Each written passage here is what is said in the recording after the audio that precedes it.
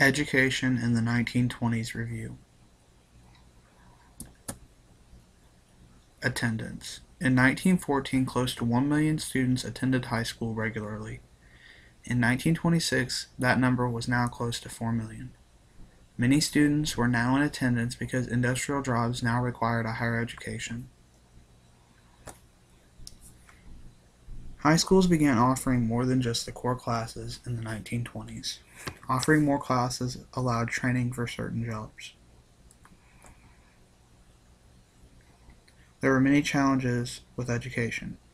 Teaching immigrants was difficult for most teachers because most of the immigrants didn't speak English clearly. Close to 1 million immigrants per year had arrived since World War I. Running an educational system was also costly. It was close to $2.7 million a year. Because of education, there was now a mass culture in the U.S. People became literate and it allowed them to obtain new jobs that they couldn't before. Problems. The Scopes trial was the main problem that occurred with education in the 1920s. John Scopes was accused of teaching evolution in a state-funded school, which was against the law in Tennessee because of people's religious beliefs. In the trial defending Scope was Clarence Darrow. Against Scope was William Jennings Bryan. Even though the whole case was for publicity for Dalton, Tennessee, Scope was still found guilty. Terms to know. Segregation was the process of separating things or people. Plessy versus Ferguson was a case that allowed segregation to be formed in the country. The baby boom describes the period of increasing birth rate. John Scope was accused of teaching evolution.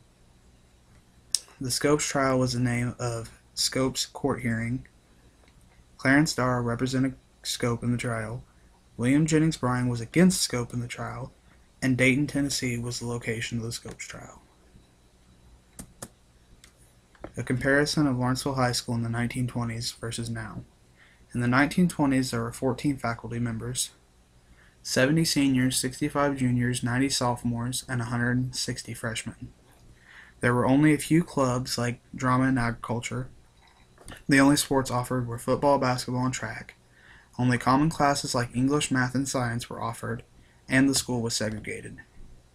Now at LHS, there are approximately 50 employees, about 90 students per each class.